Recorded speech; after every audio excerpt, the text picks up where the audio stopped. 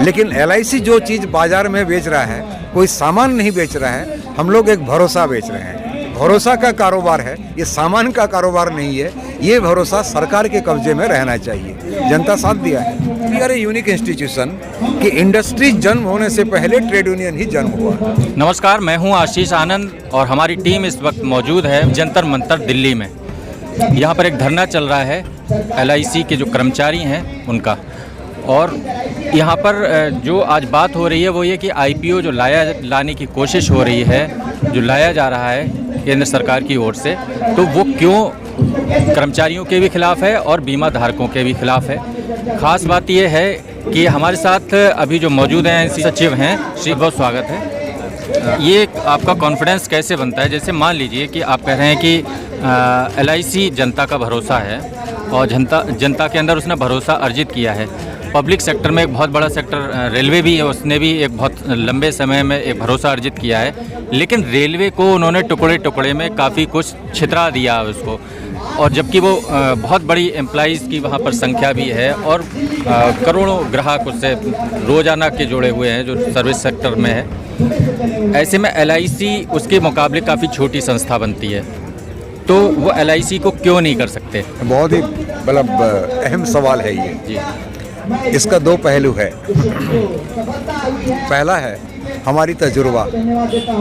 LIC को निजीकरण करने का जो मसला ये आज शुरू नहीं हुआ है, विधिवत रूप से 94 से शुरू हुआ, मालहोत्रा कमेटी के रिपोर्ट के माध्यम से, और लगातार 94 से 2022 तक संघर्ष करते हुए, और उस संघर्ष में आम जनता की विश्वास अर्जित करते हुए, आम जनता की जो विश्वास, आम जनता की जो आस्था, उनकी जो कॉन्फिडेंस, हम लोग उसी को पूंजी के हिसाब से इस्तेमाल करते हुए 94 से लेकर आज तक लगभग 27 साल कामयाबी हासिल किए। तो विगत दिनों में जो कामयाबी हासिल किए हैं वो हमें कॉन्फिडेंस दे रही है, नंबर 1। नंबर 2, एक बात आप भी मानेंगे, 1991 में जब नव उदारवाद के दौर शुरू हुआ, कई सारे उद्योगों को बेचने की साजिशें हुई, और 91 से लेकर 2021-22 तक अगर आप देखेंगे, बाकी तमाम उद्योग का कुछ हद तक निजीकरण हो चुका है। ऐसा एक भी उद्योग नहीं है जिसका निजीकरण नहीं हुआ है। अगर एक इंस्टीट्यूशन है जिसका निजीकरण आज तक नहीं हुआ है, वो LIC है। कर्मचारी की संख्या कम है। LIC का कारोबार ऐसा है कि सब लोग LIC नहीं कर पाएंगे, लोगों को रोजी रोटी नहीं है। आज भारत सरकार की और उसके साथ साथ अजीम प्रेमजी यूनिवर्सिटी का आंकड़ा बता रहा है, हमारे 90% परिवार ऐसे हैं जिनका मंथली इनकम 10,000 रुपया से कम है। तो उनके लिए पोस्ट ऑफिस में जमा करना उनके लिए नामुमकिन है, असंभव है। बैंक में पूंजी जमा करना असंभव है, वो बीमा कहाँ से कर पाएंगे वो? तो लाइफ इंश्योरेंस ऐसा डिफ़िकल्ट बिजनेस होने के बावजूद हम गर्व महसूस कर रहे हैं। एक छोटा सा उद्योग है, चंद कर्मचारी है, लेकिन क्योंकि हमारे संघर्ष को गुणात्मक दृष्टिकोण से हम लोग बड़े पैमाने पर दिखाने में कामयाब हुए हैं, इसीलिए जबकि बाकी तमाम उद्योग का कुछ हद तक निजीकरण हो गया है, आज भी LIC अछूता है। तो ये विगत दिनों का जो तजुर्बा है, उसी से हम लोग इंस्पिरेशन लेते हुए आगे भी हमारी संघर्ष को चलाना चाहते हैं। हमारा सवाल अभी भी वही है कि ऐसा क्यों है? तमाम इससे बड़े बड़े उद्योग जो आप बता रहे हैं, 91 के बाद जो है लिबरलाइजेशन की जो पॉलिसीज आई, उसमें चाहे वो कोयला क्षेत्र हो, चाहे रेलवे हो, चाहे कहीं पे भी उन्होंने निगम बनाए, उनको बेचा या कुछ भी किया, उसका शेयर बेचे।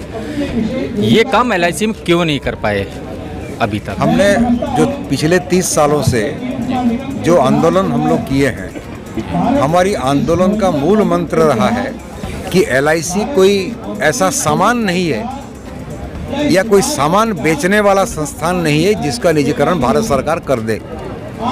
सपोज मारुति, उसका निजीकरण हुआ, एक ज़माने में मारुति उद्योग पब्लिक सेक्टर में था।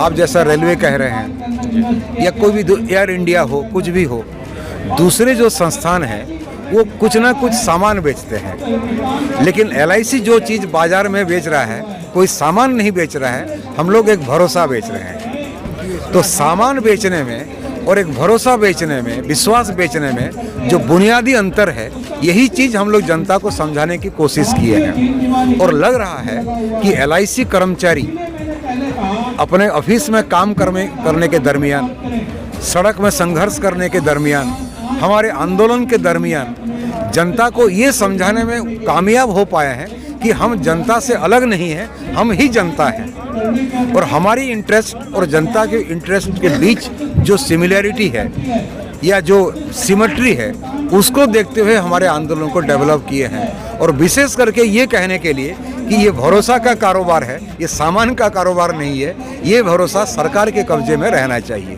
जनता साथ दिया है। श्रीकांत जी, एक चीज़ हम और थोड़ा सा जानना चाह रहे हैं कि जैसे आपने जो बताया कि भरोसा कायम करने के लिए आप लोगों ने जो इस संस्थान ने किया है, एक बात ये भी कहीं है क्या ऐसा कि तमाम जगह यूनियंस जो हैं जो संगठित कर रही हैं जो भी वर्कर्स को, अपने कर्मचारियों को, वो आइडियो पॉलिटिकली बहुत वीक हैं, इस वजह से भी ऐसा कुछ होता है कभी?